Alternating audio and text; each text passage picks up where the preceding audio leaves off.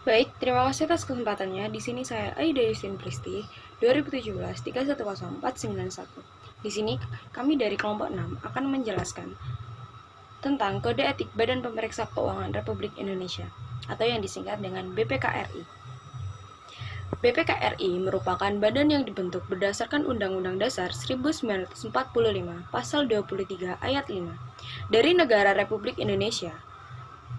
Pasal tersebut menyatakan bahwa untuk memeriksa tanggung jawab tentang keuangan negara diadakan suatu badan pemeriksa keuangan yang peraturannya ditetapkan dengan undang-undang. Hasil pemeriksaan itu disampaikan kepada Dewan Perwakilan Rakyat. Selanjutnya, BPKRI dibentuk dengan undang-undang dan perubahan yang terakhir adalah dengan Undang-Undang Nomor 15 Tahun 2006. Untuk melaksanakan tugasnya sebagai pemeriksa keuangan di Republik Indonesia, BPKRI telah mengeluarkan kode etiknya. Setelah beberapa kali perubahan, maka dikeluarkan Peraturan BPKRI Nomor 2 Tahun 2011 tentang Kode Etik BPKRI. BPKRI pada tanggal 7 Oktober 2011 mengeluarkan Peraturan Nomor 2 Tahun 2011 tentang Kode Etik Badan Pemeriksa Keuangan. KEBPKRI Nomor 2 Tahun 2011 ini merupakan pengganti dari Peraturan BPK Nomor 2 Tahun 2007 tentang Kode Etik BPKRI. Beberapa pasal yang penting dalam Peraturan Nomor 2 BPKRI tahun 2011 ini adalah selanjutnya, Bab 4, yaitu tentang implementasi kode etik bagian ke-1 anggota BPK, pemeriksa, dan pelaksana BPK lainnya, selaku individu dan anggota masyarakat. Pasal 6. 1. Anggota BPK, pemeriksa, dan pelaksana BPK lainnya wajib A. Mengakui persamaan derajat, hak, dan kewajiban asasi setiap manusia. B. Menghormati perbedaan dan menjaga kerukunan hidup masyarakat. C. Bersikap jujur dan bertingkah laku sopan. Dan yang terakhir, D. Menjunjung tinggi nilai moral yang berlaku dalam masyarakat. Yang kedua, Pasal 6 Ayat 2. Tentang anggota BPK, pemeriksa, dan pelaksana BPK lainnya dilarang A. Menunjukkan keperpihakan dan dukungan kepada kegiatan politik praktis. B. Memaksakan kehendak pribadi kepada orang lain dan atau masyarakat. C.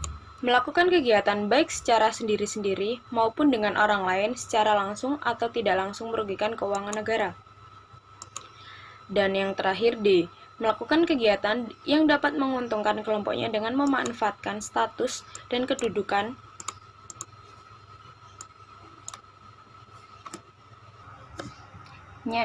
baik langsung maupun tidak langsung. Bagian kedua, anggota BPK, pemeriksa, dan pelaksana BPK lainnya selaku warga negara. Pasal 7. Ayat 1. Anggota BPK, pemeriksa, dan pelaksana BPK lainnya wajib A. Mempertahankan Pancasila dan Undang-Undang Dasar Negara Republik Indonesia tahun 1945 serta menjaga keutuhan negara kesatuan Republik Indonesia. B. Mematuhi ketentuan peraturan undang-undangan yang berlaku. C. Menjaga nama baik, citra, dan kehormatan bangsa dan negara. Pasal 7 Ayat 2. Anggota BPK, pemeriksa, dan pelaksana BPK lainnya dilarang A. Menjadi anggota organisasi yang dinyatakan dilarang secara sah di wilayah Republik Indonesia dan organisasi lain yang menimbulkan keresahan masyarakat. Dan B. Menjadi perantara dalam pengadaan barang atau jasa di lingkungan pemerintah. Bagian ketiga, anggota BPK selaku pejabat negara. Pasal 8 Ayat 1. Anggota BPK selaku pejabat negara wajib A. Melaksanakan sumpah atau janji yang diucapkan ketika mulai memangku jabatannya.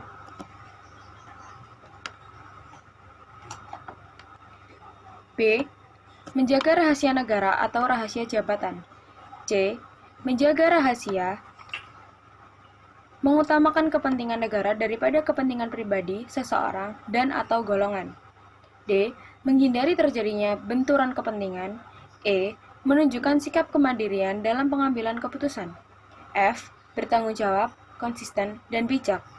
G. Menerapkan secara maksimal prinsip tata kelola pemerintahan yang baik dan bersih. Ayat 2. Anggota BPK selaku pejabat negara dilarang a. memanfaatkan status, kedudukan, dan peranan selaku pejabat negara untuk kepentingan pribadi seseorang dan atau golongan. B. Memanfaatkan hasil pemeriksaan untuk kepentingan pribadi seseorang dan atau golongan.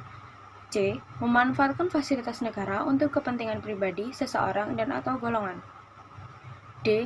Menjalankan pekerjaan dan profesi lain yang dapat mengganggu independensi dan integritas dan profesionalisme selaku anggota BPK. E. Mengungkapkan temuan pemeriksaan yang masih dalam proses penyelesaian kepada pihak lain di luar BPK. F. Mempublikasikan hasil pemeriksaan sebelum diserahkan kepada lembaga perwakilan. G. Memberikan asistensi dan jasa konsultasi terhadap kegiatan entitas yang menjadi objek pemeriksaan. Dan H. Memerintah dan atau mempengaruhi dan atau mengubah temuan pemeriksaan, opini, kesimpulan, dan rekomendasi hasil pemeriksaan yang tidak sesuai dengan fakta dan atau bukti-bukti yang diperoleh pada saat pemeriksaan, sehingga temuan pemeriksaan, opini, kesimpulan, dan rekomendasi hasil pemeriksaan menjadi tidak objektif. Bagian keempat, pemeriksa dan pelaksana BPK lainnya selaku aparatur negara pasal 9. Ayat 1. Pemeriksa dan pelaksana BPK lainnya selaku aparatur negara wajib a. Bersikap jujur, tegas, bertanggung jawab, objektif, dan konsisten dalam mengemukakan pendapat berdasarkan fakta pemeriksaan. B. Menjaga kerahasiaan hasil pemeriksaan kepada pihak yang tidak berkepentingan. C. Mampu mengendalikan diri dan bertingkah laku sopan, serta saling mempercayai untuk mewujudkan kerjasama yang baik dalam pelaksanaan tugas. D. Menunjukkan sikap kemandiriannya dalam melaksanakan tugas pemeriksaan, menghindari terjadinya benturan kepentingan. E. Menyampaikan hasil pemeriksaan yang mengandung unsur pidana sesuai dengan prosedur kepada pimpinan BPK. F. Melaksanakan tugas pemeriksaan secara cermat, teliti, dan akurat sesuai dengan standar dan pedoman yang telah ditetapkan. G. Memberikan kesempatan kepada pihak yang diperiksa untuk menanggapi temuan dan kesimpulan pemeriksaan serta mencantumkan dalam laporan hasil pemeriksaan. H. Meningkatkan pengetahuan dan keahliannya. Dan I. Melaksanakan pemeriksaan sesuai dengan standar dan pedoman pemeriksaan. Ayat 2. Pemeriksa dan pelaksana BPK lainnya selaku aparatur negara dilarang a. Meminta dan atau menerima uang, barang, dan atau fasilitas lainnya, baik langsung maupun tidak langsung dari pihak yang terkait dengan pemeriksaan. B. Menyalahgunakan dan melampaui wewenangnya baik sengaja atau karena kelalaiannya. C. Menghambat pelaksanaan tugas pemeriksaan untuk kepentingan pribadi seseorang dan atau golongan. D. Memanfaatkan rahasia negara yang diketahui karena kedudukan atau jabatannya untuk kepentingan pribadi seseorang dan atau golongan. E. Memaksakan kehendak pribadi kepada pihak yang diperiksa. F. Menjadi anggota atau pengurus partai politik. G. Menjadi pengurus yayasan dan atau badan usaha yang kegiatannya dibiayai anggaran negara. H. Memberikan asistensi atau jasa konsultasi atau menjadi narasumber dalam bidang pengelolaan dan tanggung jawab keuangan negara. I. Mendiskusikan pekerjaannya dengan pihak yang diperiksa di luar kantor BPK atau di luar kantor atau area kegiatan objek yang diperiksa. J. Melaksanakan pemeriksaan terhadap penjabat pengelola keuangan negara yang memiliki hubungan pertalian darah dan semeda sampai derajat ketiga. K. Melaksanakan pemeriksaan pada objek di mana pemeriksa pernah bekerja selama 2 tahun terakhir. L. Merupakan tujuan dan lingkup pemeriksaan yang telah ditetapkan dalam program pemeriksaan tanpa persetujuan penanggung jawab pemeriksaan. M. Mengungkapkan laporan hasil pemeriksaan atau substansi hasil pemeriksaan kepada media massa dan atau pihak lain tanpa izin atau perintah dari anggota BPK. N. Mengubah temuan atau memerintahkan untuk mengubah temuan pemeriksaan, opini, kesimpulan, dan rekomendasi hasil pemeriksaan yang tidak sesuai dengan fakta dan atau bukti yang diperoleh pada saat pemeriksaan opini, kesimpulan, dan rekomendasi hasil pemeriksaan menjadi tidak objektif. Dan yang terakhir, mengubah dan atau menghilangkan bukti hasil pemeriksaan. Sekian presentasi dari saya, akan dilanjutkan oleh rekan saya. Baik, terima kasih atas kesempatannya. Nama saya Syifa Ulinas dengan NIM 2017-310499. Akan melanjutkan presentasi dari rekan saya. Pembandingan Kode Etik Intosai, Aturan Etika IAI-KSP, dan Kode Etik BPKRI. Kalau sebelumnya telah dijelaskan mengenai pengertian dari Kode Etik Intosai atau organisasi lembaga pemeriksa berskala dunia. Yang kedua yaitu mengenai aturan etika Ikatan Akuntan Publik, Kompartemen Akuntan Sektor Publik, dan yang ketiga yaitu mengenai Kode Etik Badan Pemeriksa Keuangan Republik Indonesia. Maka selanjutnya saya akan menjelaskan mengenai perbandingan antara ketiga kode etik atau aturan tersebut dalam tabel 7.1 ini. Nah, terdapat 4 item-item pokok. Item yang pertama yaitu prinsip-prinsip dasar etika. Kode etik Intosai memiliki 4 prinsip-prinsip dasar etika, yaitu integritas, independensi, objektivitas dan ketidakberpihakan, kerahasiaan profesional, dan kompetensi. Sedangkan aturan etika IAI-KSP memiliki 6 prinsip-prinsip dasar etika, yaitu integritas, objektivitas, kompetensi dan kehati-hatian, kerahasiaan, ketepatan bertindak, dan standar teknis dan profesional. Sedangkan Kode Etik BPKRI memiliki 3 prinsip-prinsip dasar etika, yaitu integritas, independensi, dan profesional. Lalu persamaan antara ketiga kode etik atau aturan tersebut yaitu terletak pada integritas, independensi, dan juga objektivitas. Nah, item-item pokok yang kedua yaitu netralitas secara politis. Kode etik Intosai menekankan bahwa para akuntan pemerintah dan lembaganya perlu mempertahankan sikap netral secara politis dan bersikap independen dari pengaruh politik dalam melaksanakan tugas pemeriksaannya. Sedangkan aturan etika IAI-KSP tidak secara jelas menguraikan perlunya netralitas secara politis.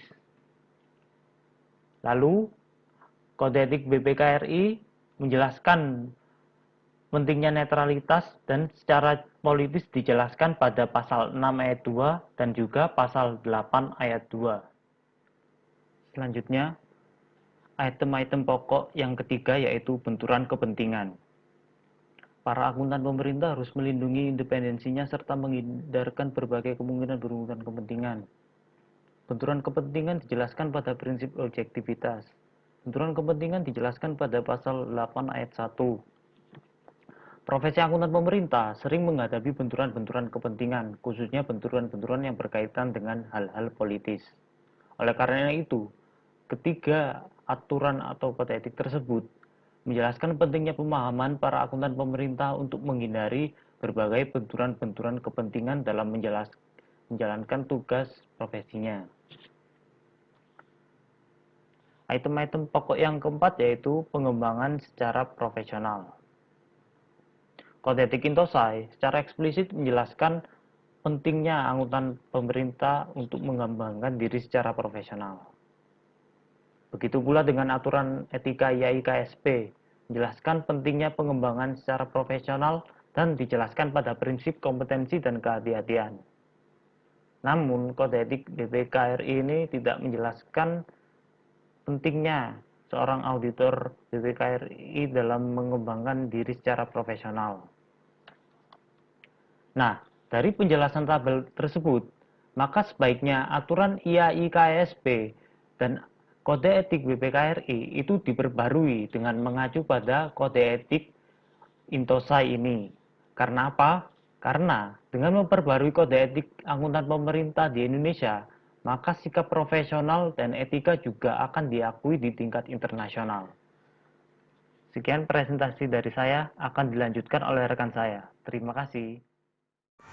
Terima kasih atas kesempatannya. Di sini saya Cynthia Wisna Zahra dengan NIM 2017-3110-500 akan melanjutkan presentasi dari rekan saya. Di sini saya akan menjelaskan tentang penerapan etika akuntansi pemerintah. Lihat and Convert 2019 menyatakan bahwa guna melindungi kepentingan masyarakat dalam lingkungan yang cepat berubah dan kompleks, para akuntan, khususnya akuntan pemerintah di USA, menghadapi dilema etika. membutuhkan petunjuk profesional serta penerapan dari nilai-nilai. Lebih lanjut lagi, Liat and Comfort merekomendasikan pendekatan untuk memecahkan dilema etika dengan memberikan studi kasus yang melibatkan akuntan pemerintah yang dihadapkan pada tekanan konflik antara tanggung jawabnya dengan lembaga yang diperiksa dan dengan masyarakat. Di sini saya akan menjelaskan tentang langkah-langkah yang dapat dilakukan bila akuntansi pemerintah menghadapi dilema etika sebagai berikut. Yang pertama itu, dapatkan semua fakta-fakta yang relevan yang berkenan dengan situasi dan lingkungan, seperti pemeriksaan. Yang kedua itu, pertimbangkan apa saja tindakan alternatif yang tersedia untuk dapat dilakukan. Yang ketiga itu, pertimbangan hukum eksternal, peraturan prinsip, aturan, serta kebijakan dan prosedur internal yang tersedia. Artinya pertimbangan keadilan, yaitu apa yang benar untuk dikerjakan dari perspektif hukum, prinsip, aturan, atau kebijakan.